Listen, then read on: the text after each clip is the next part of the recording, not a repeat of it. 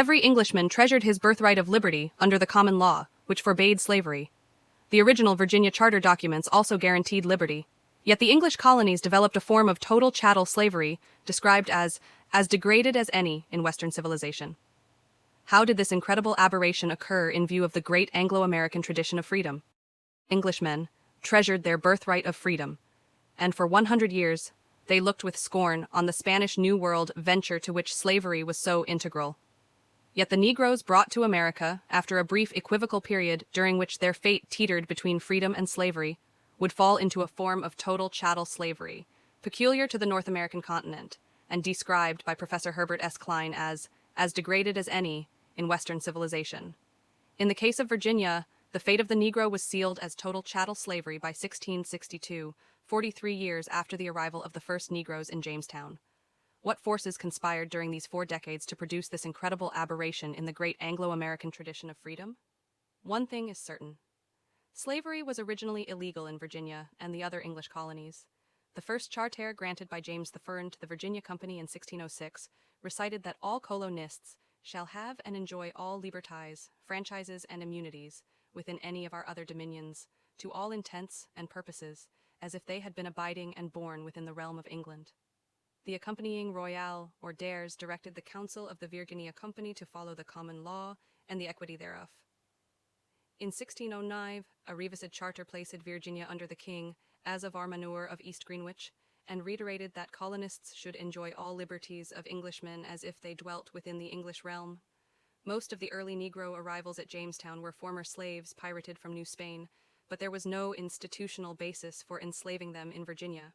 So these early blacks entered a legal limbo in which there coalesced certain fateful forces, some internal, some external, some by happenstance, but some by very foul design.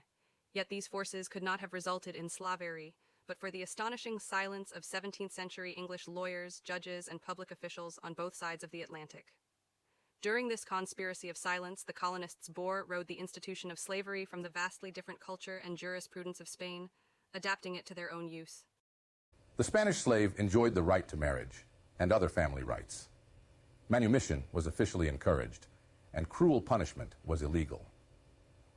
Thus, the slave in New Spain remained a person in legal cognizance, in contrast to the English colonies, where he ultimately became a chattel with no rights in legal cognizance. The allure of the vast Spanish undertaking in the New World, with its attendant wealth and sea power.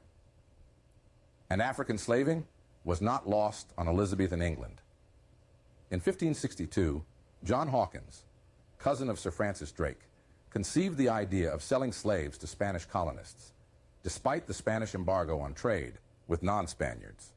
Hawkins picked up a cargo of Negroes on the African coast and successfully peddled them in Spanish America, thereby becoming England's first slaver. For this feat, Captain Hawkins became an instant hero at home. Drake and the other sea dogs soon followed Hawkins into the exciting and profitable game of piracy on the Spanish Main, and English slaving became merely one aspect of English piracy. Negroes were considered simply one form of booty to be taken from the Spanish. Nevertheless, those first black arrivals at Jamestown were not enslaved immediately. Rather, they were assimilated into that singular institution known as indentured servitude for a term of years improvised by the Virginia Company from the child labor laws of Elizabethan England. The Elizabethan period was hard on the poor in England. With idlers everywhere, it was generally thought that the cure-all for poverty was work, forced labor if necessary. In this situation, in 1562, 45 years before the founding of Jamestown, Parliament borrowed from the guild system in London, where it was customary for youngsters to be apprenticed to a craftsman, to learn a trade under an indenture between the craftsman and the parents for a term of years. The Statute of Apprentices, 1562, declared in part, "Every householder retain the son of any freeman, not occupying husbandry, nor being a laborer to be bound as an apprentice for 7 years at the least, so as the term does not expire, afore such apprentice shall be." This statute surely acclimated Englishmen to the concept of bonded servitude, but it failed in its purposes, for the unemployment problem remained, and by the 1590s, famine gripped England. At length, Parliament passed the Poor Laws, intended to end the wanderings of the poor. The Act of 1601 declared, "The church wardens of every parish shall be overseers of the poor, and shall take order for setting to work the children of all whose parents shall not be thought able to keep their children, and for putting out of such children to be apprentices." Other sections authorize the putting to work of unemployed adults for terms of years.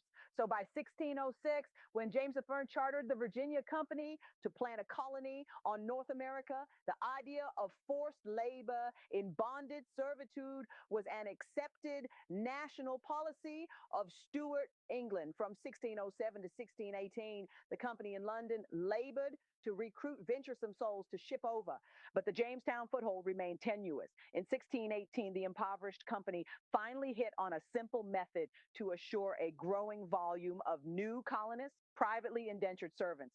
Under this arrangement, a planter in Virginia would guarantee payment of passage of a new colonist. The recruit would sign an indenture in London, becoming, on our arrival at Jamestown, the indentured servant of the planter for a specified term, such as 7 years. The concept of indentured servants in Virginia and the other colonies was thus borrowed from the English Poor Laws. Soon the method was simplified further. An enterprising captain or ship owner would himself enlist recruits at London. On arrival at Jamestown, the recruits would be auctioned off to the highest bidder for a specified term by the captain at dockside.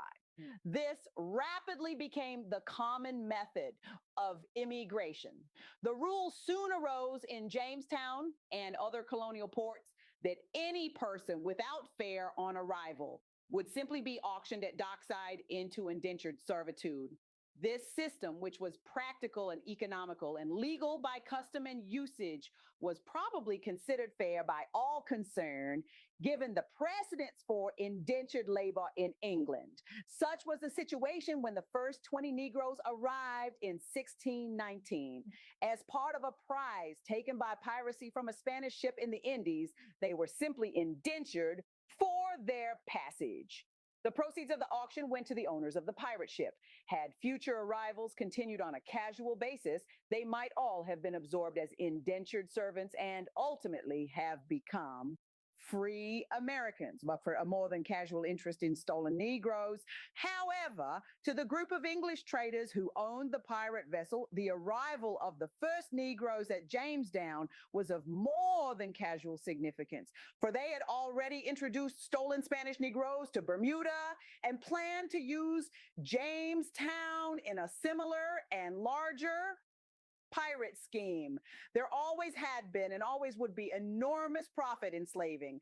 At the peak of the trade, one could realize a 30% gain on each Negro kidnapped in Africa and auctioned in Jamestown or some other colonial port, despite an average 50% loss by death or suicide among the black cargo.